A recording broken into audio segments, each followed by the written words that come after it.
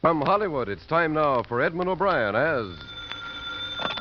Johnny Dollar. Bob Redden, Johnny. Oh, yeah, Bob. What's this? You checking to see if I'm stalling on your case? Oh, nothing like that, Johnny. Well, in a way, I am. I traced one of the beneficiaries to Chicago, and I've been waiting all morning for a wire on it. We want you to drop the case.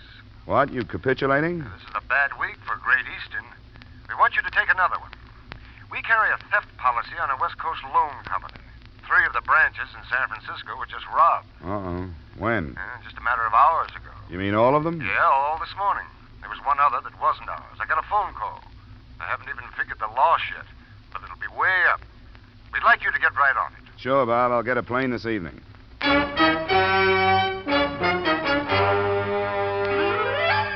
Edmund O'Brien in another adventure of the man with the action-packed expense account, America's fabulous freelance insurance investigator. Yours truly, Johnny Dollar.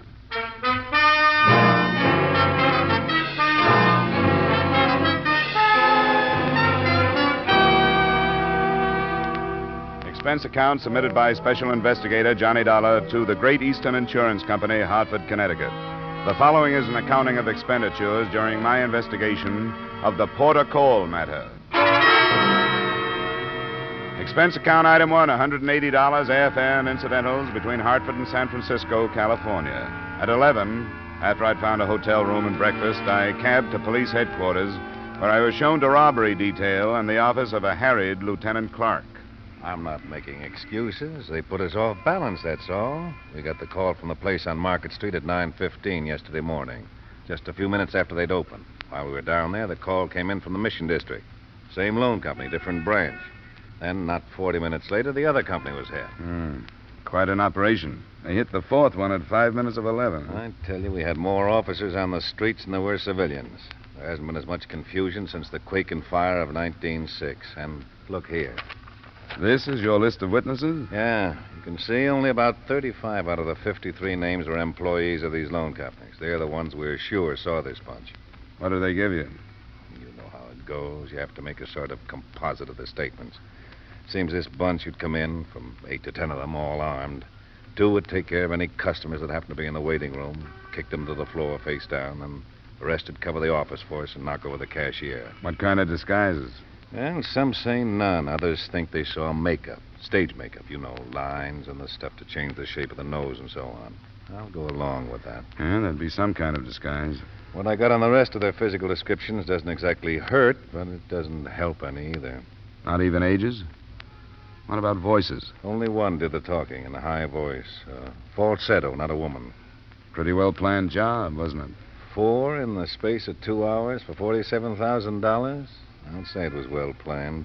No prints, nobody spotted any cars, but they must have used at least 2, probably with a driver for each. What did the rest of these witnesses see? Oh, some of them are cranks. Some of them claim they saw the bunch come out of the buildings but didn't think anything about it until the news began to break on the robberies and so on. You know witnesses. Beginning to wish they'd sent another boy from Hartford. I wish I'd stayed in homicide. With the killing, you've at least got a stiff to work from. Yes? No, I don't want to talk to him. Tell him I'm grilling a hot suspect in Daly City. What a comedian. Who's that? The manager of that outfit you're interested in. Wants to know if I'm doing anything. The Port of Call Loan Company. That's a great name. Do you know what their motto is? Yeah, I saw it. When financial seas are troubled, make us your port of call.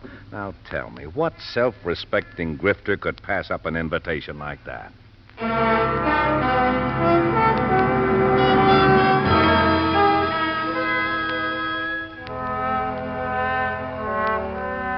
San Francisco is a city of bridges with few other exits.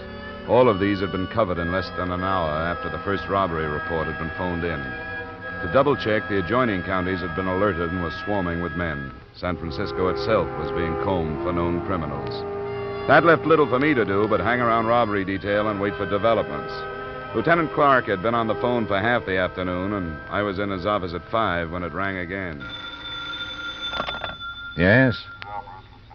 Oh, how are you, Bruce? Just got a missing persons report. I thought it might interest you. Well, I could use something. What is it? A woman called in to say her husband's been missing since yesterday, sometime. How would that fit? Cab driver. Oh, It's on the way down now. If you want to talk to her. good. I do. Well, thanks a lot, Bruce. Well, it'll be a change of scenery anyway. Something up? That was missing persons. A woman reported her husband missing since sometime yesterday. It's a cab driver. That's a possibility, isn't it? I never gave it a thought. Why is it you always connect private cars to jobs like this? Well, it's natural to pass up cabs. They're usually a close check kept on them. Well, we'll see. She's on her way down. I'd like to have you see her, too. Yeah, sure.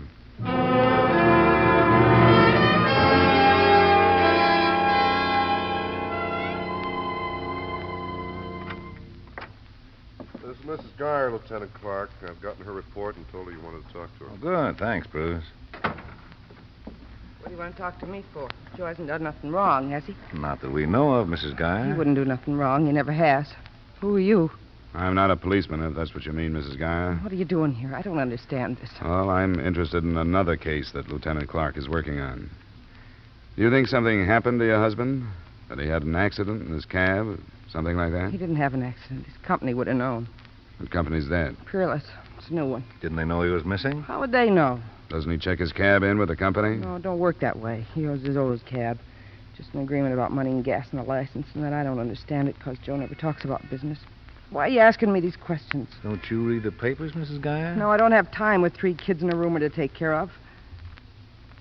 What if I did read them?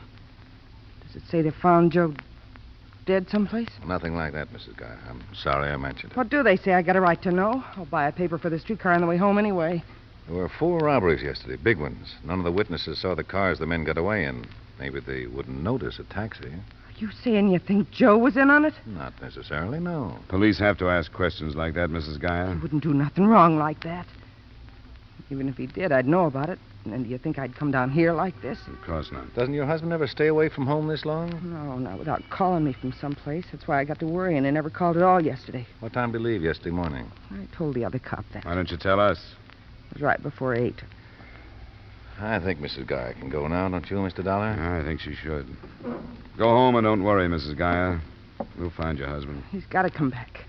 I don't know how I'll manage with the kids if he don't. We'll find them. You know the way out, don't you? Yeah, this way? That's right. Then down the corridor. What do you think? I don't know. That's why I had to try the robberies out on her. She could have been here to put the finger on the husband who double-crossed her. She seemed to be sure he hadn't had an accident. Yeah, that's right. There must be a reason all those witnesses didn't see a private car. That figures, too. I'll put a tail on her right now.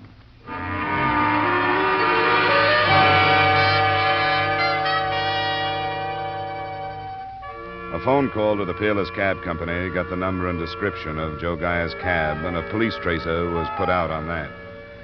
I think the harried lieutenant beamed a little too graciously when I asked permission to check the other Peerless drivers myself. But I did, 75 of them. Only one hadn't been heard from in the past 28 or 9 hours. Paul Landini, with an address on Turk Street, an apartment house whose manager boarded some of the tenants, among them Landini. Who knows about Paul ever? He wasn't here for the meal last night, but what is that? Did he live alone here? Yes. I take it you mean he was off and away from home at dinner time. He had personality. He often goes someplace else to eat. Do you know if he came home at all last night? My tenants live their own lives. I don't run a girls' school here. Would you show me his apartment? Why should I? I told you it might be very important. You didn't tell me what you mean. He might even be dead. Oh, not Paul. Why do you want to look in his apartment? I don't expect to find him there, but there's a chance of finding something else. What? I don't know. I told you this was police business. You want to cooperate or don't you? Oh, sure I do. I'll take you up.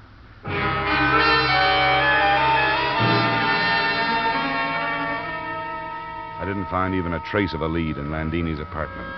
Lieutenant Clark, when I talked to him, had the same report to make on his tale of Mrs. Joe Geyer. By then, it was time to have a late dinner and go to bed, which is what I did.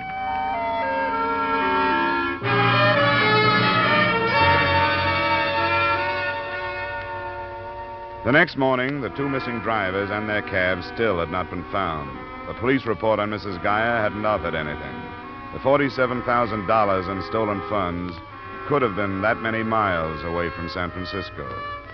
Through the morning and early afternoon, a dozen general suspects were questioned and released. And then, sometime after 3, the body of a man was found floating in a slough in the upper reaches of the bay. He fitted the description of Joe Geyer, and an hour or so later, his wife arrived to make identification.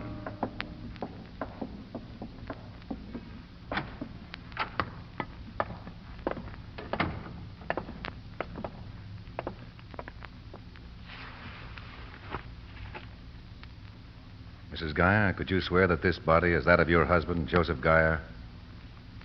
No. No, it's not Joe. Mrs. Geyer, he fits your description of your husband. I don't care. It's not Joe.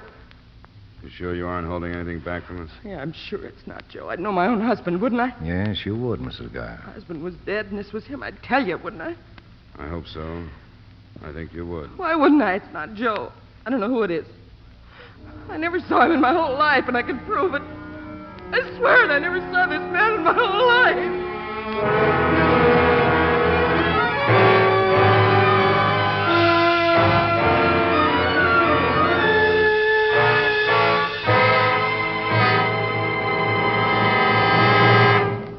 We will return you to the second act of yours truly, Johnny Dollar, in just a moment. There's one married couple you can always depend on for fun on Saturday evenings, and to invite them over is as easy as staying tuned to CBS. They're Lucille Ball and that man she calls my favorite husband.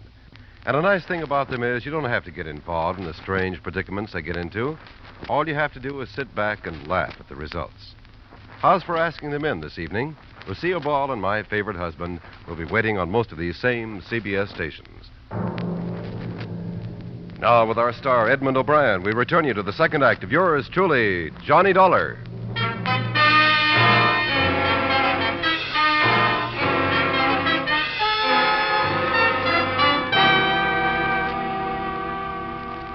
Mrs. Geyer was released not because we believed in her lack of identification, but because we thought there were better ways to approach her than hard police questioning.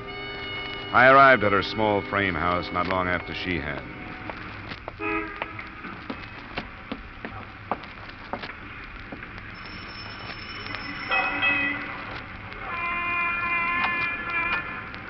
What do you want? I thought I'd better come and see you. You can't come in. I want to help you if I can.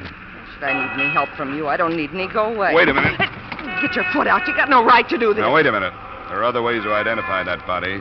Then you'll be in trouble, won't you? I don't care. It wasn't Joe. Open the door, Mrs. Geyer. You can't come in. Why did you get so upset if it wasn't your husband? You cried. I couldn't help it. Never saw a dead body before. I went to pieces thinking, what if it had been Joe? You know, the police think you're lying. I am not. Why should I? Joe hasn't done nothing wrong, and I haven't neither. Now go away and leave me alone. I got ironing to do.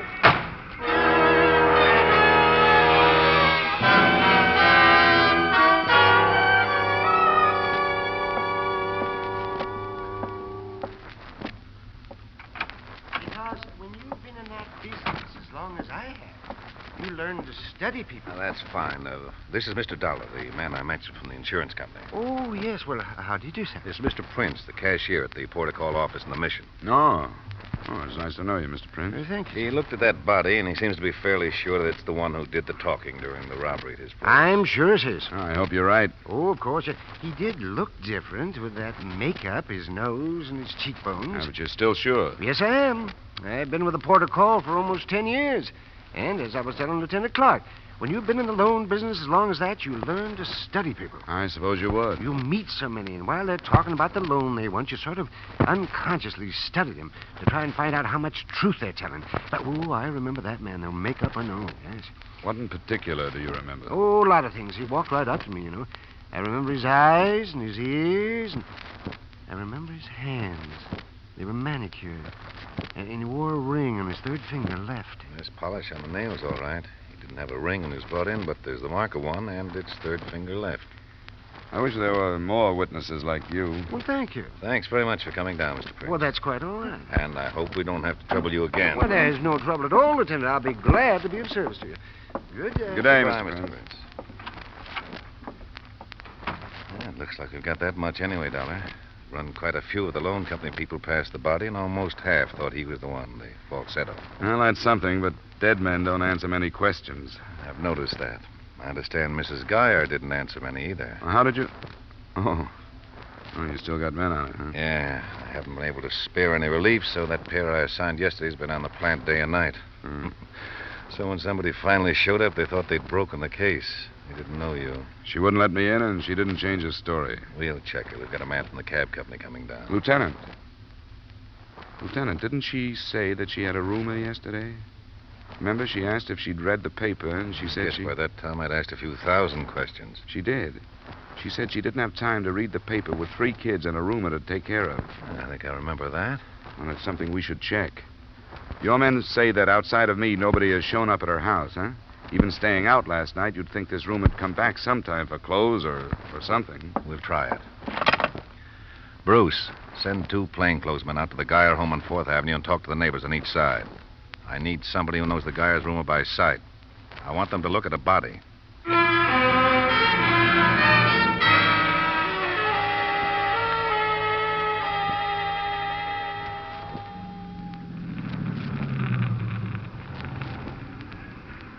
the lights are on. I guess she's home. Which one is it? One with a porch light.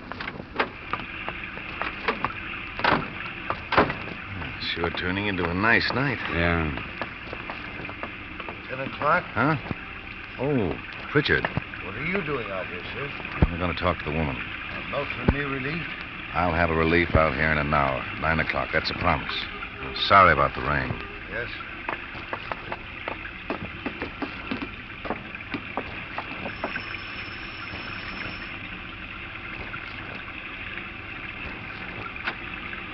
I'm afraid you'll have to let us in this time, Mrs. Geyer. What are you talking about? This is a warrant. We're here legally. I want you to tell me the truth. When did you last see the man who rooms here? I don't know. I don't remember. That isn't the truth. You saw him this afternoon. You saw him at the morgue and you didn't tell us who he was. Why not? Don't you wake up my kids. Answer my questions, Mrs. Geyer. I was afraid to tell you. Why were you afraid? Because with Joe gone like this, I thought something happened. I know I should have told you, but I couldn't. He's my husband. What were you afraid had happened? Joe and me argued sometimes about Mr. Grace. Grace, what's his first name? I thought you knew about him. The neighbors identified his body, but they couldn't remember his name. His name was Ted Grace. Your husband was jealous of Grace, Mrs. Geyer? And we argued sometimes. He was a salesman, and some weeks he'd have a lot of money, and I told Joe he ought to sell his cab and be a salesman, too. He got the wrong idea and thought I was falling for Mr. Grace. I wasn't. And I couldn't ever make him believe me all the way. Why did he let Grace live here if he felt that way? He needed the money. Do you think your husband killed Grace? I don't know. I'm afraid to tell you I knew Mr. Grace for fear he did. That's what happened. He didn't kill him out of jealousy. Grace was mixed up in those robberies I told you about. Do you remember? I got the newspapers. That's what we're here to clear up. We want you to tell us everything you know about Grace. I never talked to him much. How do you know he was mixed up in it? You'll have to take our word for that. Come on, you must know something about him. How long has he been living here? About 6 months. You know where he came from? He never said. He must have had some friends. Didn't anybody come to see him? No. You have a telephone. Did anybody ever phone him? Yeah, a man used to call him. The same one all the time? Yes. Must have given you his name sometime. No, he didn't. Did he ever call while Ted Grace was gone? Yeah, once in a while. What then? Didn't Grace leave a number or someplace where he could be reached? Usually a place called a Furlong over on Fulton. Why didn't you tell us that? Why do we have to drag these things out of you? What else are you holding back from us? Nothing. I just can't think.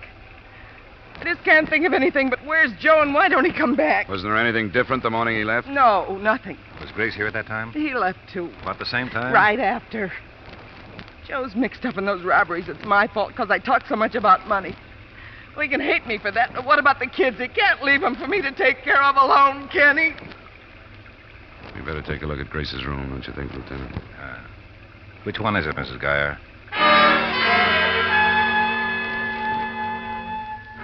Ted Grace's effects told a lot more about him than his landlady had. A drawer full of racing forms made it appear that the man who phoned had probably been his bookie. The colors of Ted Grace's ties and shirts, an array of cheap men's toiletries, painted a pretty good picture of the character he'd been. But the contents of the waste paper basket made him out the mastermind of the whole series of robberies. Shredded paper. We didn't try to assemble all the pieces there, but we fished through enough to learn they'd been applications for loans from the victim companies. Made out while he cased the offices. Look at the blank side. Yeah, floor plans drawn out. Hey, look here, a name, Tony. Positions, movements were marked down, too. Here's another name, Mark. Yeah. Let's not waste any more time here. I'll take them down to headquarters, get somebody to paste them up. I guess we've covered the place all right. Pretty obvious he expected to come back here, though. Yeah. I have a feeling the rest of them might still be in the city. Me, too. I think that might have been the plan. You going now? Yeah, we'll go. Unless you have something more to tell us. I don't know any more to tell you. All this big mess, and I don't understand any of it. I don't know what it's all about. Well, we're sorry it happened. I hope it'll turn out all right for you. Good night, Mr. Guy.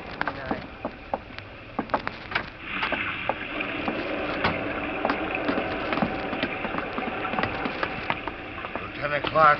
Yes, Pritchard. The radio car stopped by with a message for you. But I didn't want to come in with a woman there. Her husband's dead. So's the other driver, Landini. Where were they found? In their cabs in the vacant garage out toward the beach. Who's on it? Lieutenant McMillan. All right, I'll contact him. And don't forget our release. I won't. Well, there goes Geyer and Landini. Elimination for more profit. That or cutting the links between the rest of the bunch and the only tangible things we had, the cabs. That could be. If you want to drop me at that bar she mentioned, the Furlong, I'll see what I can pick up there. Sure, if you want to. I'll stay in my office till I hear from you.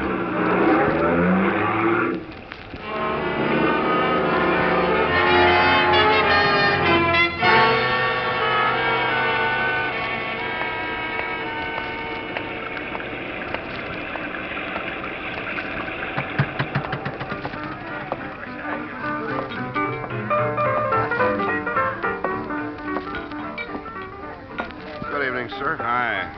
I guess a rye and soda. Oh, you must be an Easterner. I don't get many calls for rye except from them. Well, that's almost right. I transplanted myself out here. Say, I'm looking for a guy I think you know, Ted Grace. Has he been in tonight? Who? Ted Grace.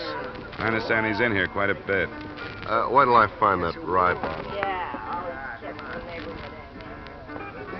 This all right? Yeah, it's fine. You see, I'm not the regular bartender. I don't know your friend, by name, anyway. Thanks. That's all right. Thanks. Hey, what about a couple of guys Ted knows then? One named Mark, the other's Tony something. No, guess I can't help you. I usually work a place down on Gary. I don't know this one very well. Well, it's not important. I'll look around, maybe come back. See you later. Yeah. Good night. Hey, Tony, send over another scotch and soda for Edna, will you? Hey, Tony, over here, it's me. It was hard not to turn around or at least stop moving, but I managed to walk out as if I hadn't heard, turn down the sidewalk for a count of 5, and then back to the window. Tony was forgetting his customers. He was heading towards the rear of the room. When he got there, he disappeared into a phone booth. I've heard that a lot of cases are broken through a stroke of luck, but it very seldom happens to me. My own phone call from a gas station brought Lieutenant Clark and an extra squad car to the Furlong Bar in less than 20 minutes. The place was cleared of people, and Tony stood alone behind the bar, giving away his guilt by his expression and the apron he kept twisting in his hand. Leave your apron alone. What is all this? Who did you phone right after I left? Home, to say I'd be late. That's not true. The call was traced. You're crazy. How could you trace it? If you were calling home, why should you care if it was traced or not? Now, who did you call? I can make a phone call if I want to, can't I? That isn't the question. What makes you so nervous? You guys busting in like this, what do you expect? To find a guy named Tony. What's your last name, Tony? Cunliffe. That's what I came here for, too, Tony. When we found him, all we were going to do was ask him to tell us where he was the other morning while those loan company officers were being knocked over. And if he couldn't, we were going to see him booked for 3 killings. Ted Grace and Joe Geyer and Paul Landini. I don't know what you're talking about. You're bluffing, but you're bluffing the wrong guy. I'm glad to hear that. We wouldn't want to see an innocent man booked for something he didn't do. So let's clear it up. How do we start proving where you were between 9 and about 11 the other morning? Come on, where were you? I was home asleep. Then a lot of people must hate you. Who? The people who said they saw you leave your place about 8 o'clock.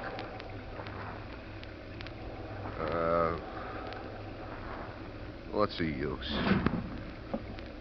I don't know if you're bluffing or not. We aren't. In Grace's room, we found the floor plans of all those officers with the names of all of you. He talked to Joe Geyer's wife. She knew about you and Mark. You just made a confession. Do you want to take the whole rap yourself? No. If I'd known there was going to be any killing, I wouldn't have got mixed up in it.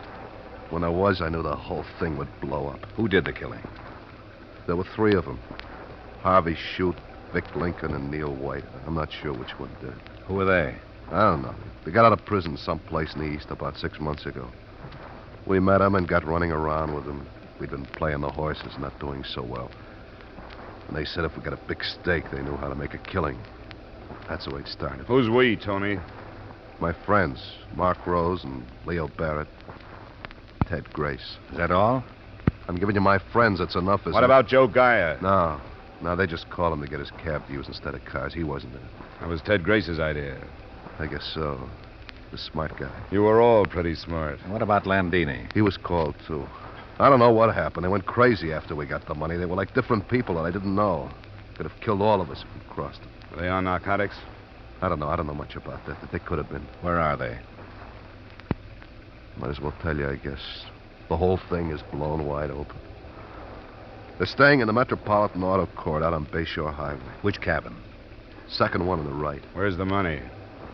We split it before we separated. You could have my share. I wish you would buy back the last few days. Come on, Tony. I'll send you down to the station.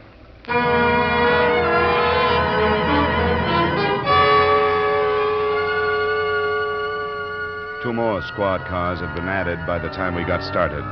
No trouble was expected or had picking up the other two San Francisco men, Mark Rose and Leo Barrett. But at the Metropolitan Auto Court, where the three ex-convicts were staying, trouble was expected.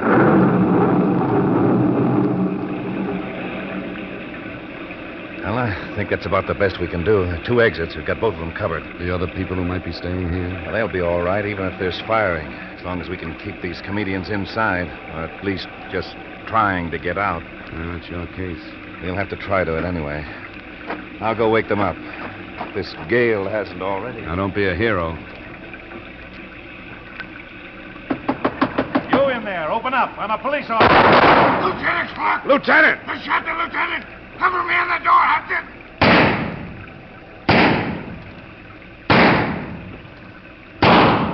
Watch the window! Get down, Sergeant!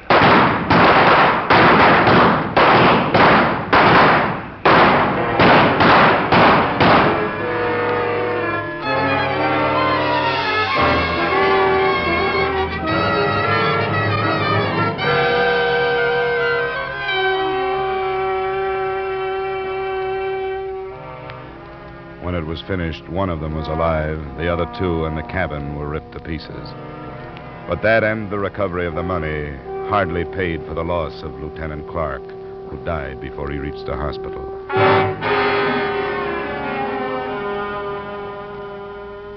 Expense account item 2, $75.30, miscellaneous in San Francisco. Item 3, same as item 1, transportation back to Hartford. Expense account total, $450.60. Remarks? It probably isn't important, but there's an odd commentary to this. The gunfight and Lieutenant Clark's death made only a column on page 2 of the morning paper. The storm he died in grabbed the page 1 headlines. Yours truly, Johnny Dollar.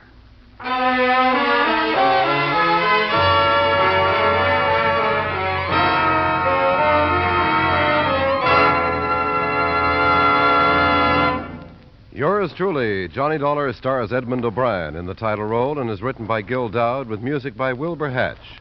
Edmund O'Brien's latest picture is a Paramount Pictures production, Warpath.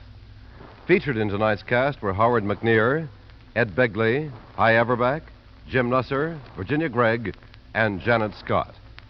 Yours truly, Johnny Dollar, is produced and directed by Jaime Del Valle.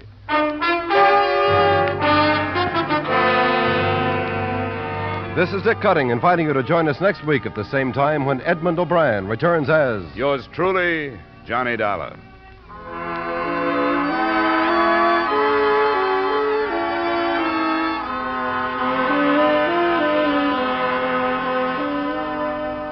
You can sing it again this evening on CBS, and if Dan Seymour calls you, maybe you can sing it out the name of the fabulous Phantom and win $5,000 in cold, hard cash, plus $10,000 more in fine prizes.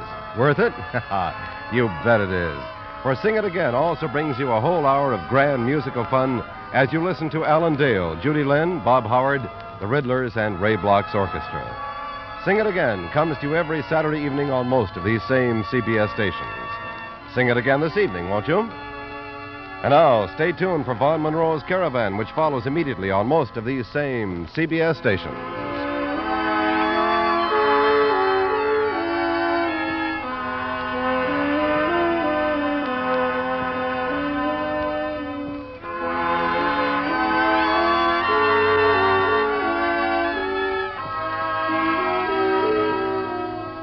This is CBS, where everyone laughs at Edgar Bergen and Charlie McCarthy every Sunday night.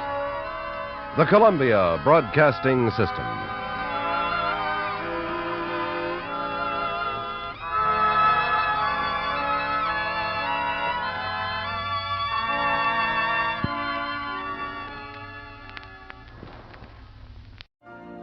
You've been listening to the OTR Gold Network. Find more classic radio at otrgold.com.